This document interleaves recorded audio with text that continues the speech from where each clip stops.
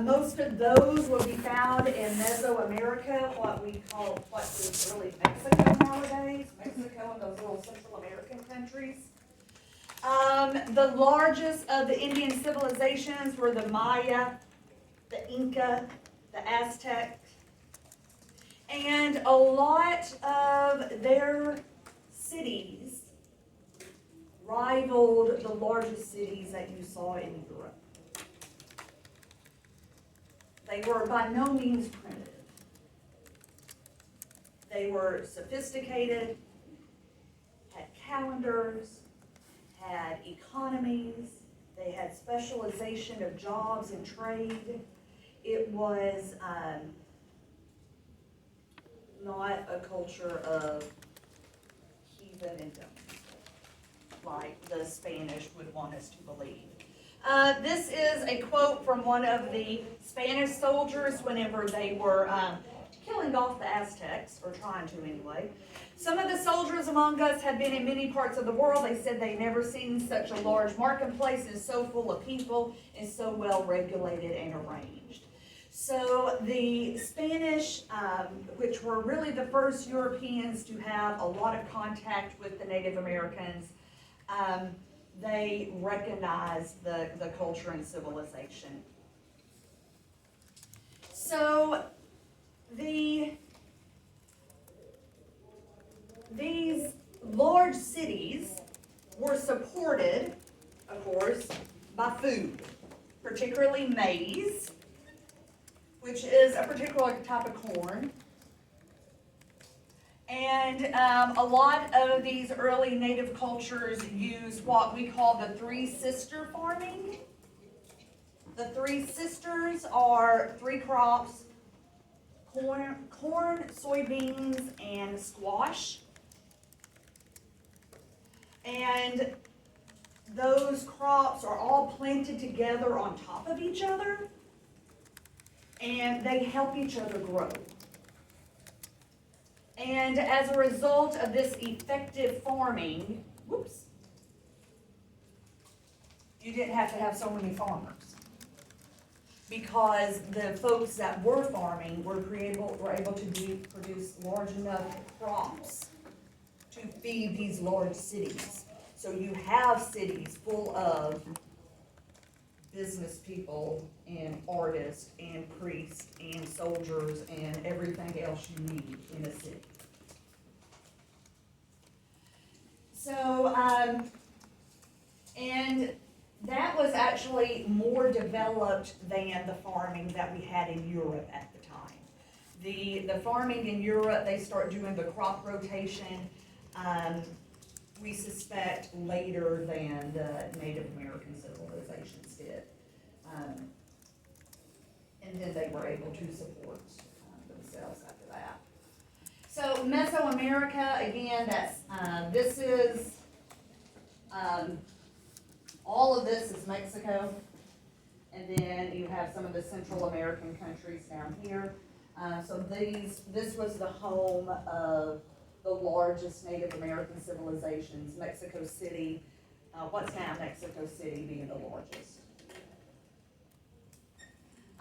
So this is what it would look like, the three sisters. You literally plant them on top of each other. So the corn is planted first. The beans will be planted after the corn, and the beans will kind of twirl up the stalks. And then the squash will be planted after that. And then the squash covers the ground to keep the weeds out, so the other crops can grow more efficiently. So the three sisters, and that is going to be what's used throughout America. This is what they were also planting up in what we have in Massachusetts nowadays. You don't need to list this, but this kind of shows you how important corn was to all the native peoples. It was grown throughout the Americas, and there are a lot of artifacts that have this corn. Sorry, I have diabetes. I'm sorry. Yeah, I was like, I didn't know what that was. Thank you for letting me know. No, it's beeping. Okay. And then, so you have, like idols like this, or, religious relics, glorifying, the crop. This is a form of animism, which is really, you might wanna list this, animism, which is really, if you had to point to a religion, in general for the native groups. And animism is the worship of nature, whether it's animals or plants or the earth itself. That is what sustained them. That's what they believed gave them life. So that was the god. So, yeah. So there's a handful that we're going to break down and look specifically at. And now we're going to be really turning our attention to what's now the United States, because this, of course, is APUS history. So we're going to be concerned about these folks. We will be talking about some of the other Indian tribes and their interaction with the Spanish conquistadors, but most of our focus will be here. Starting with the Arctic and subarctic tribes, of course, that would be the coldest region and probably the most inhospitable to live in. I mean, it's 90 degrees outside. I have a sweater on, right? I mean, I couldn't imagine living on the northern tip of Alaska. Why would you do that? But anyway, the coldest region, they were sustained by fishing, particularly whale and seal meat. And of course, just like we perhaps know about the Native Americans that lived on the plains of the U.S., how they used every little bit of the buffalo to sustain them, from clothing to their housing to the food, making the tools and the bows and arrows and all of that. Same thing with the use of whales and seals for the natives in the Arctic, subarctic. They lived in igloos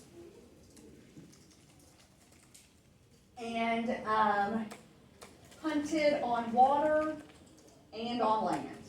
And just like their distant cousins to the south on the Great Plains, they did use a bow and arrow. And even their cousins in Europe, right? Those were initial weapons used all around the world. Alright, so next, the Great Plains and the Great Basin area. These are the Native Americans that we see in the movies, right, that are the popular American culture, Indian ideal. The Great Basin and the Great Plains, these Indians were nomadic, particularly following the buffalo herds. They ate the buffalo and used the buffalo for everything, including the teepees, which were buffalo hides stitched together. And these teepees were very, very efficient about folded up like an umbrella and could be moved quite easily. A group of 5,000 Plains Indians or Basin Indians, that group of 5,000 people could load up their camp and move someplace else in literally a matter of minutes. Because you fold up this teepee and you either hitch it to your oldest kid that, you want to pull it, or to a horse, or to whatever, and they just drag it. And you use it kind of like a wagon as well. It doesn't have wheels on it, but you're dragging it along the ground and only your stuff is piled on it. And you just move that way. The Southwest Indians.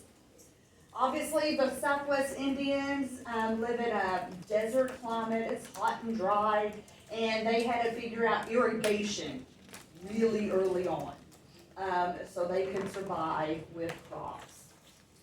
And they lived in homes made out of adobe, which is fired dirt. And this is a picture of the cliff dwellers' homes. They literally carved like apartment building type homes out of the cliffs and lived in those rock homes.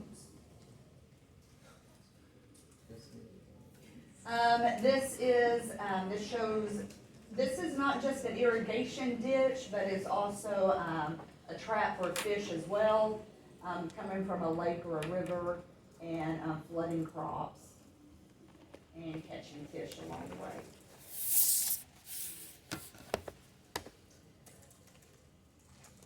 All right, last group. No, we got one more after this, sorry. You got the Northwest. And that is, of course, where Washington State, Oregon is nowadays. They were they enjoyed salmon, right? I mean, who doesn't like salmon?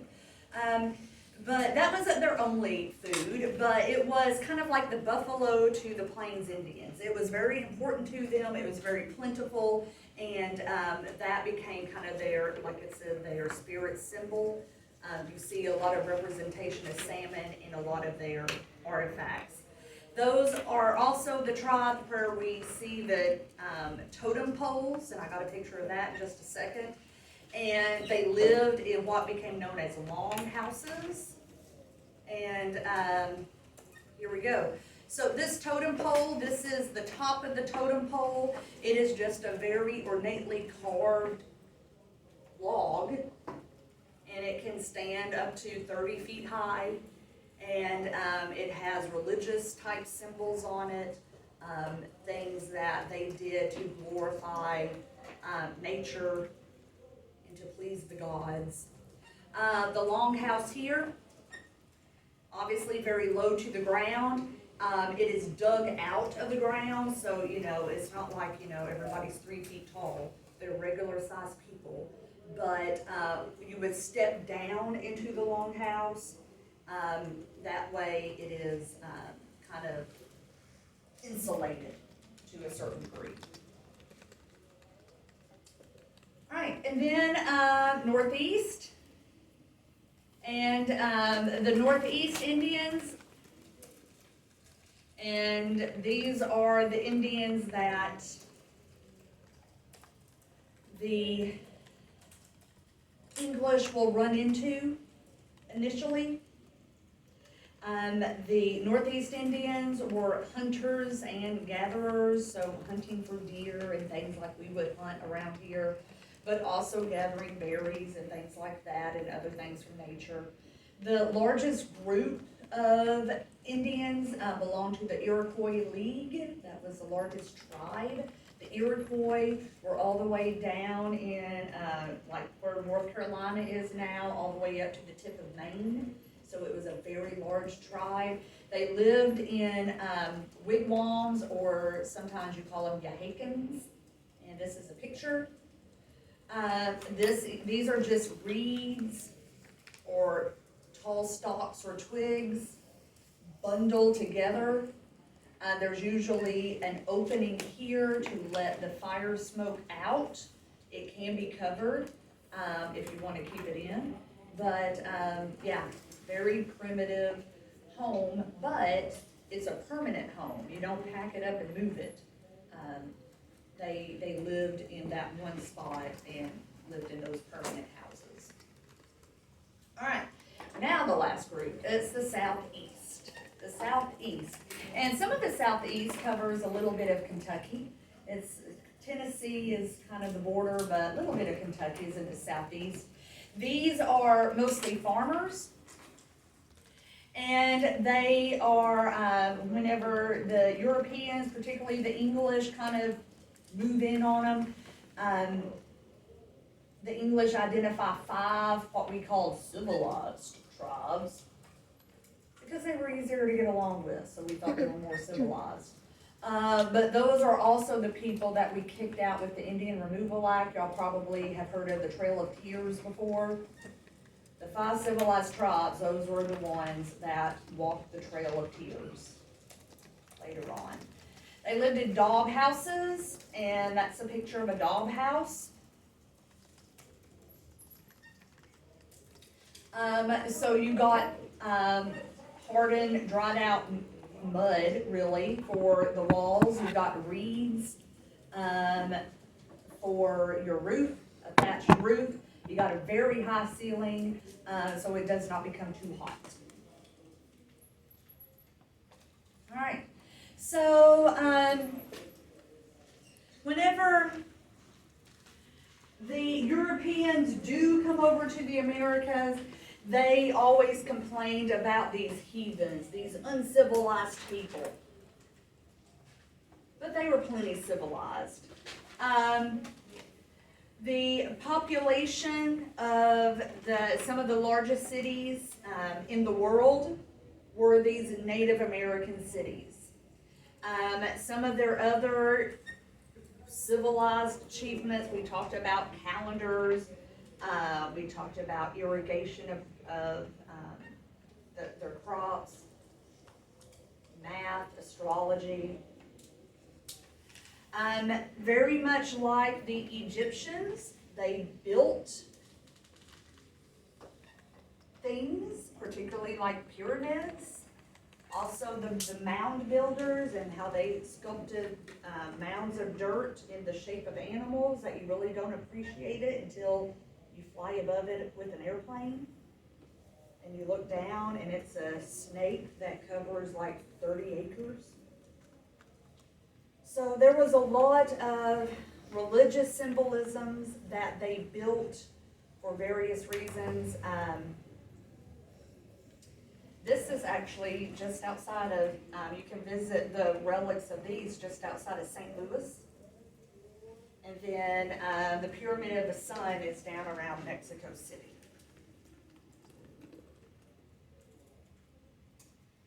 All right, so let's kind of shift gears and jump into what's going to happen whenever the Europeans show up. So, exploration. So, we're going to start with exploration with the Crusades. And one of my favorite Indiana Jones movies is Indiana Jones and the Last Crusade. And do we know what the Crusades refer to? Remember that from your Holy War? Yeah, the Holy Wars. So you have European going to the Holy Land, Jerusalem, and trying to kick out the Muslims, right? So those were the Crusades. Several popes ordered all good Christian knights to go to Jerusalem, go to the Middle East, and reclaim that territory for Christians. Didn't happen. They had a few successes, but you might win a few battles, but they totally lost the war. So the first real European exploration does start with the Crusades, but they're heading to the Middle East. When the Crusaders are in the Middle East, they start seeing all this exotic, cool stuff, and they want it. And that, of course, is, hey, where did you get that? Oh, well, I got this off this trading ship that came from China or India or someplace else in Asia. So now the mindset is, oh, the Europeans now want to go to Asia to get some of that cool stuff they have discovered. And, of course, gold and all sorts of spices and salt and things like that. So, because of the Crusades, it leads the Europeans to want to travel to Asia to get all of the cool things. However, that's a little tough.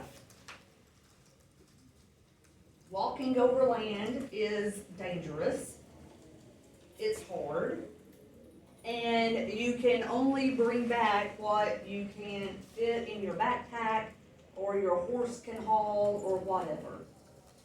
So there has to be a different way. So that's whenever we start thinking about sea exploration. So let's look at this.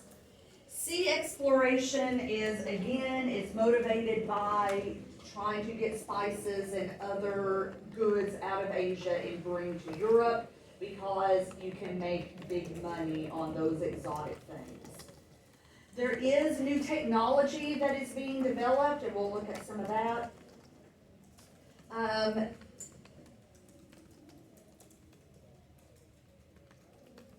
You have the period known as the Renaissance that you probably talked about in your freshman history class.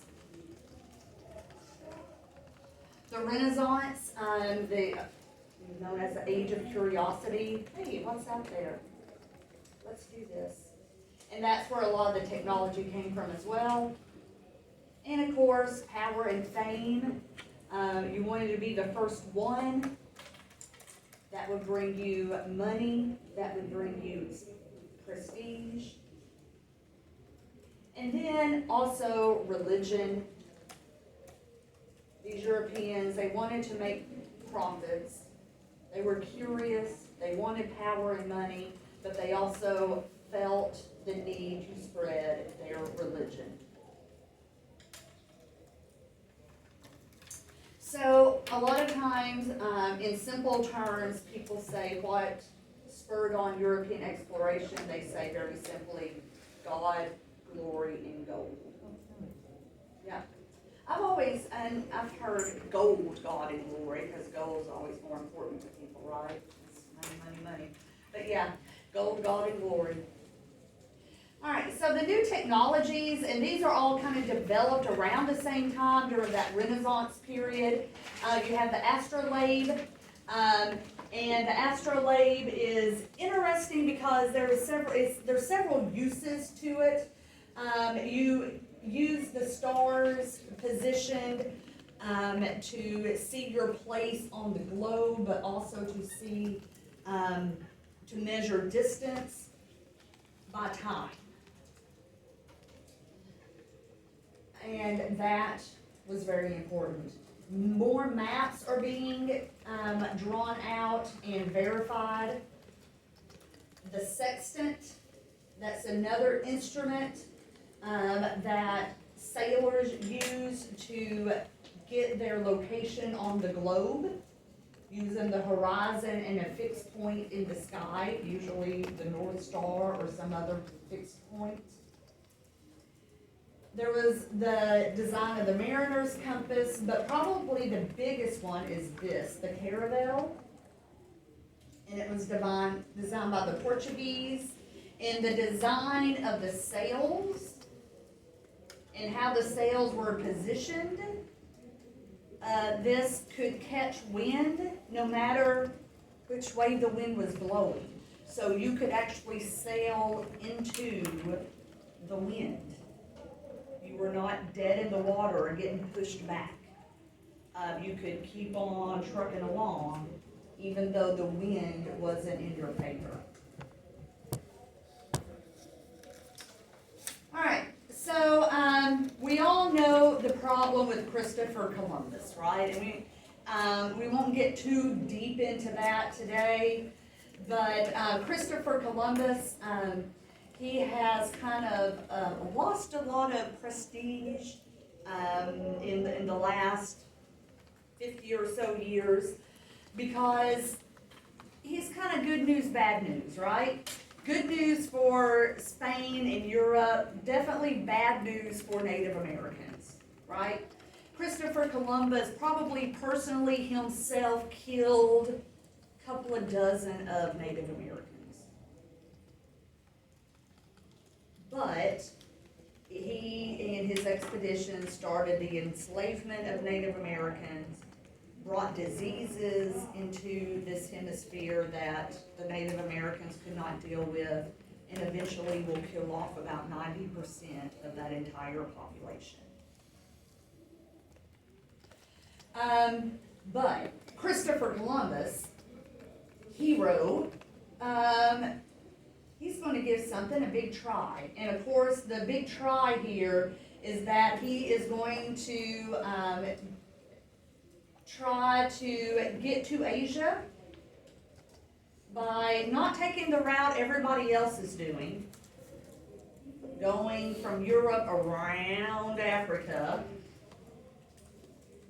he's going to go the other way. He is going to go to the east by sailing west out of Europe. King Ferdinand and Queen Isabella are going to be funding this.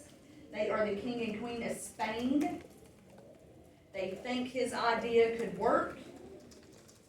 So even though he is not from Spain, he is Italian, he convinces the king and queen of Spain to pay for this adventure. They do. He takes off, and he doesn't make it to Asia. Instead, he lands in what's now the Bahamas. Now, we know, of course, his theory is correct. You can sail around the world. So he could eventually get to Asia by sailing west. The problem that he had, and of course everybody else in Europe, they thought the world was this big, when it was actually this big. And what they were missing, of course, was the continents of North and South America. They were not on any European maps that these explorers were using. So he told his crew, we'll be in Japan in about 6 weeks. Let's go. And 6 weeks into sailing, no land.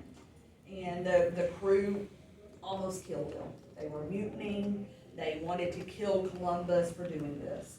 But about 4 days later, after the first mutiny started brewing on the ship, they spot land, and of course it's the Bahamas. Of course, until his dying days, Columbus never took credit for discovering, air quotes, because there was already people there. He never took credit for discovering the New World. He always said that he was in a part of Asia, just a part that nobody had ever seen before. And these, of course, this is probably the most famous image of Columbus coming in.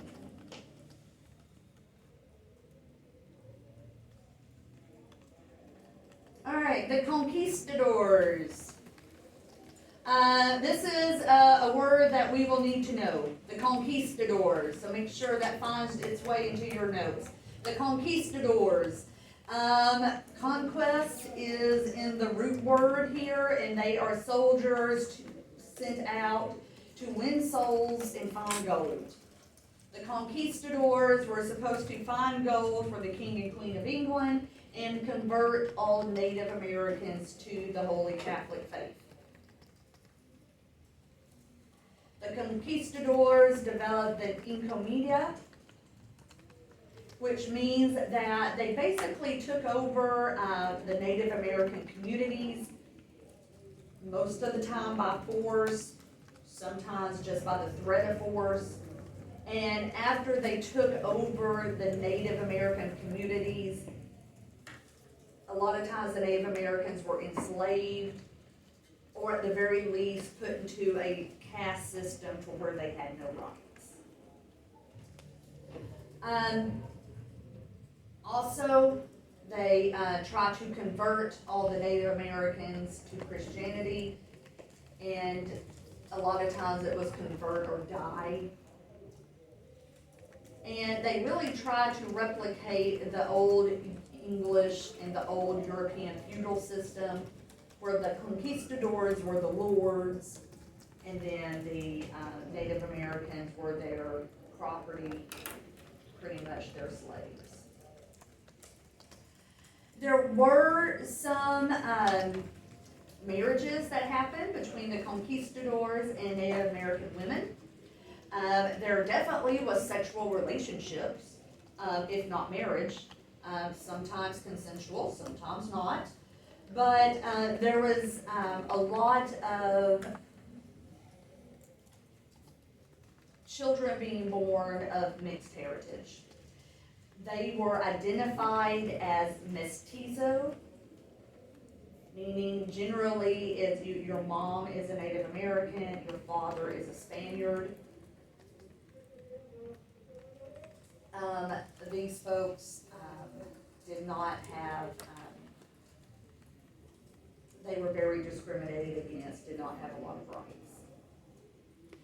Native Americans did resist.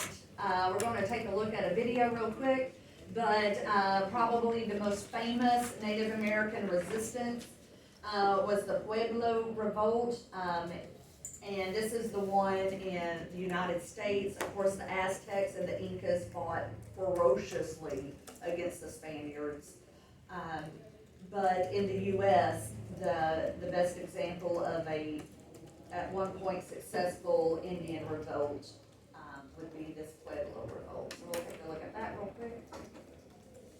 Move on.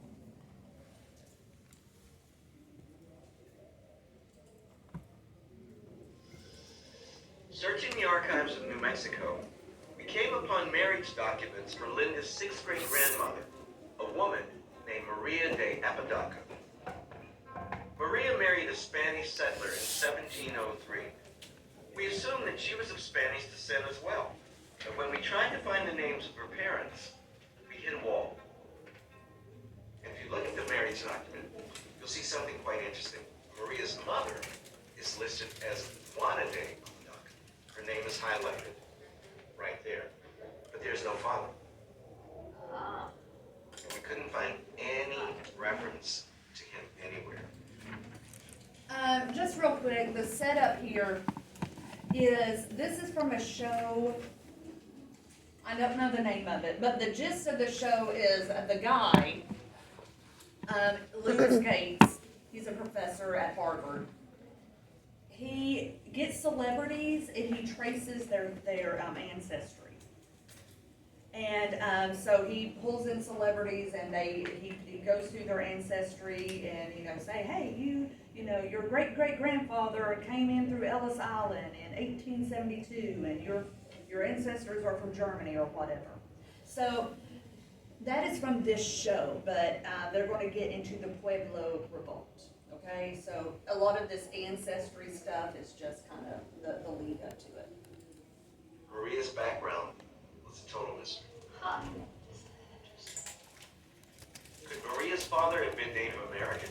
Was that why we couldn't find his name on her marriage records? We found a clue in the 300-year-old journal of a Spaniard named Diego de Vargas.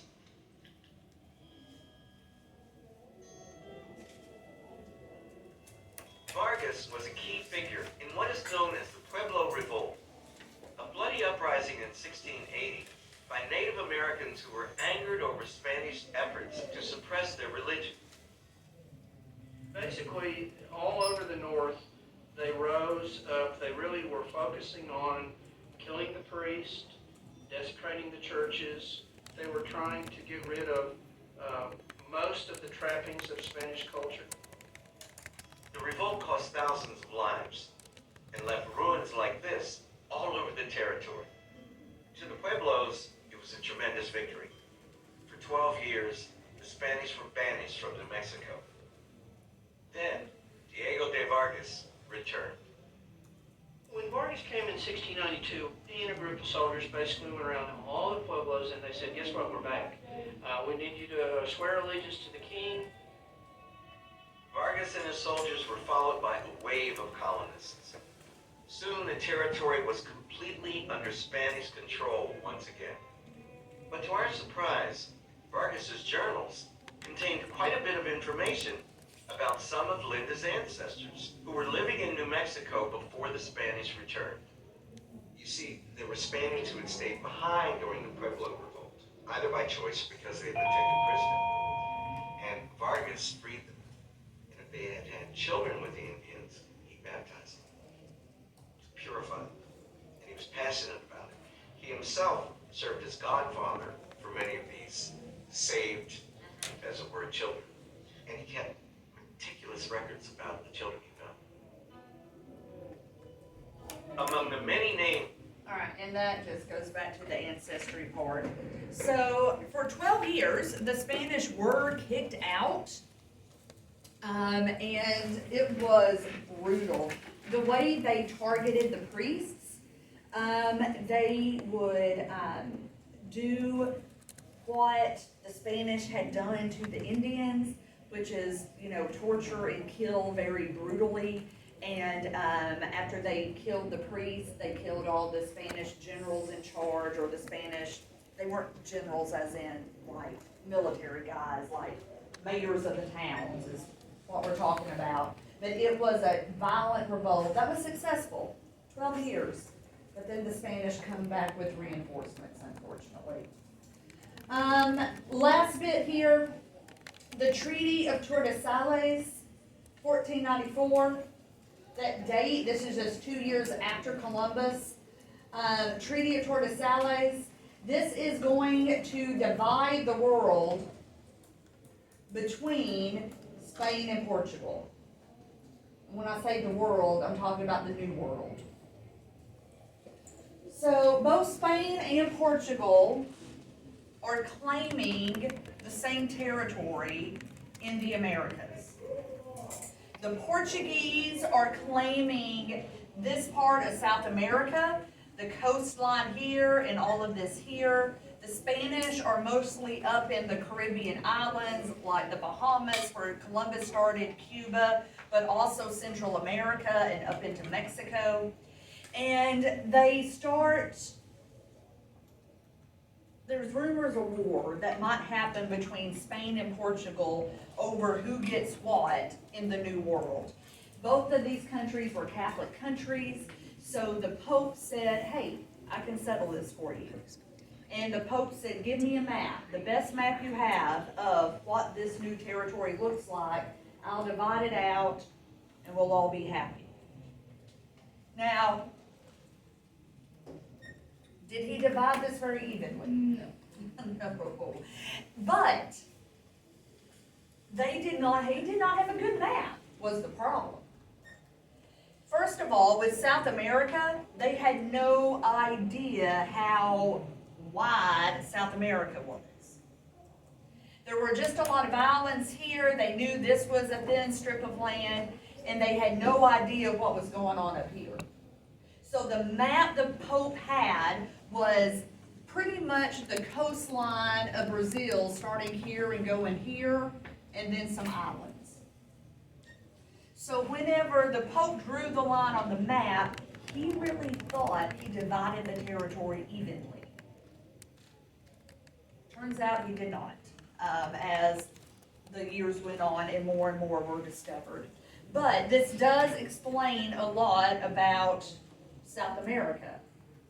There's only one country in South America that speaks Portuguese, right? And that's Brazil. That's this country on this side of the line. Of course, it does extend over here, but Brazil's here, they speak Portuguese. Everybody else pretty much speaks what? Spanish. So that is the good reason behind all of that. We're going to see him in just a second.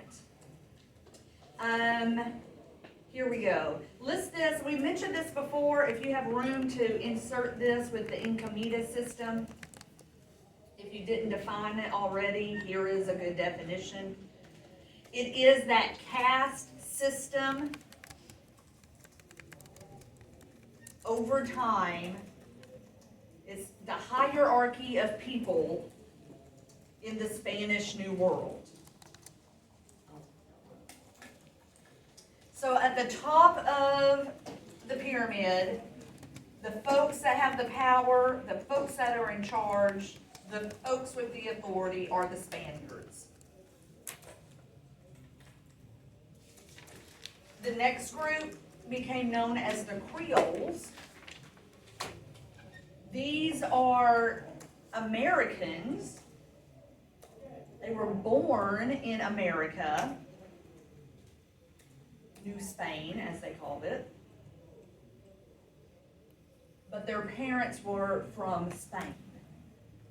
And your parents are from Spain, so you would think that, you would inherit all of their status and authority. But just because people were born in the New World, that put them a rung down.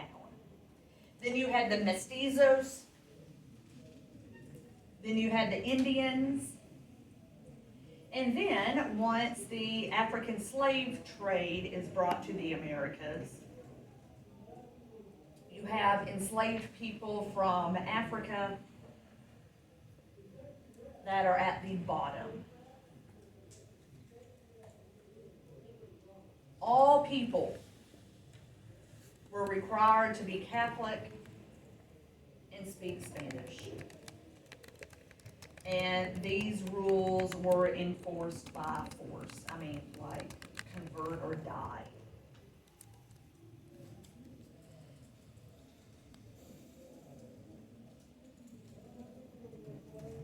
So, depending on where you fell on the pyramid, that determined the number of rights you have, what you could do, what you couldn't do, where you lived, how you lived, if you had any freedom or not.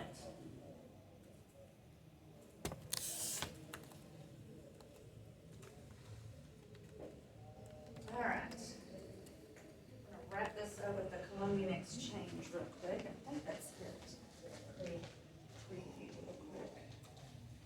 And we'll get to Las Casas.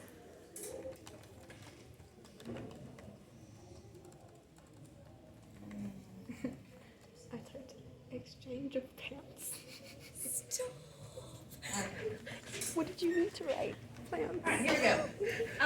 Last topic for today, and but we're going to look at some documents after that. The Columbian exchange. Columbian as in Columbus. Christopher Columbus. And it's named the Columbian exchange because he starts it. Now, it is not trade. Not trade. Because trade implies voluntary. You give me that and I'll give you this. Okay, so we make a trade. The Columbian exchange is not a trade because it's not always necessarily voluntary. So, but it does refer to animals, plants, ideas, diseases that move from one continent to another. And the Columbian exchange, will end this isolation that those Native Americans had enjoyed for thousands and thousands of years. They're no longer isolated and left alone. Now they have to deal with these Europeans. Some examples of the Columbian exchange, and you don't have to, of course, list these. Maybe some of the stuff here. So from the Americas, Europe got all of this wonderful things. So these are things that were native to America and the Europeans had never seen until after 1492. And it includes tomato. And I associate with Italian cooking a lot of tomato, right? Pasta sauces. Whenever I think of Ireland, I think of the potato, right? But none of those things originated in Europe. Those are all from America. Syphilis is also from America. This is the only disease that was sent to Europe. And I told you that European diseases killed about 90% of all of our native population. The Native Americans got the worst end on that. But we did give a couple of European syphilis, so there's that. Congratulations. The Columbian exchange did include Africa.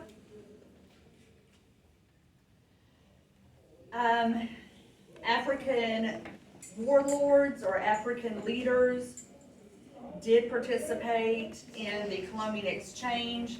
From Europe, they received guns to go to war against their own enemies, trinkets, liquor. From Africa,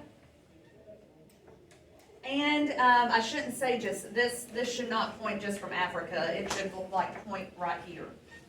Either Europe or Africa, just the old world. Okay, so old world, new world.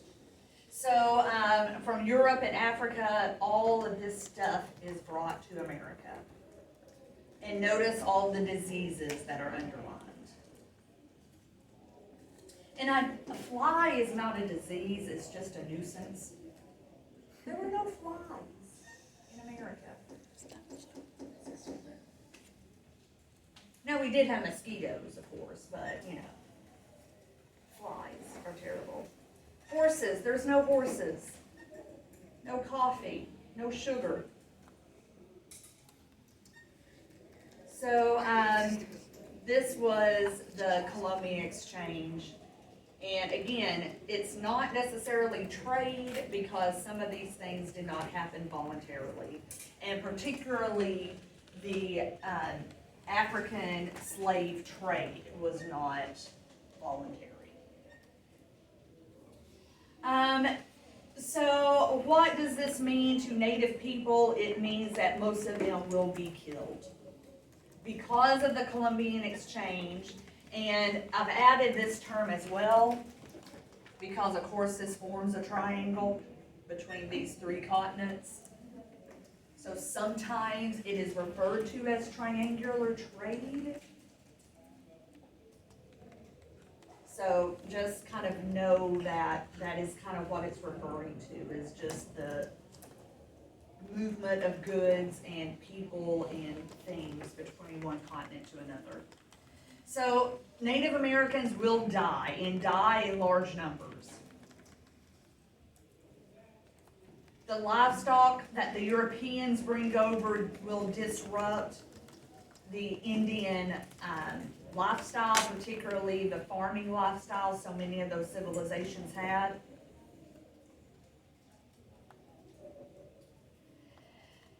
However, Europe got quite rich off of it. A lot of prosperity in Europe, particularly with the introduction of the potato and corn into the European diet. European lifespan increased, and they were just altogether better off.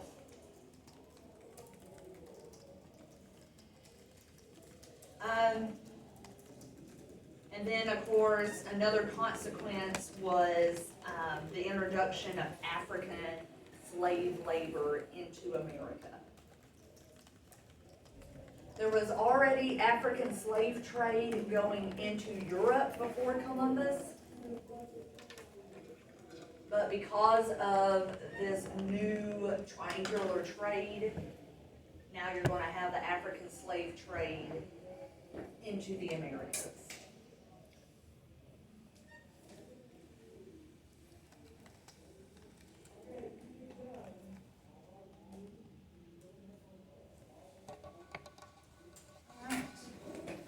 That is all I want to do with notes for today. We'll talk about some of those other European groups tomorrow.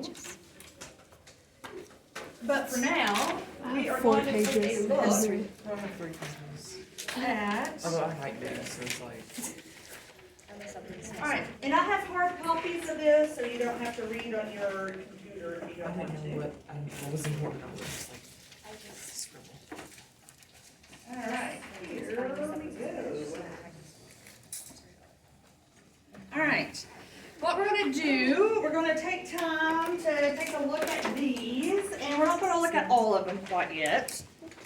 We are going to look at a handful, Thank you. You know. and This is supposed to keep. discuss. There we go. How are we doing on time? We got about 30 minutes.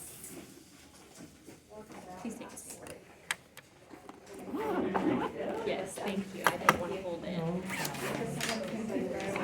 No, I'm actually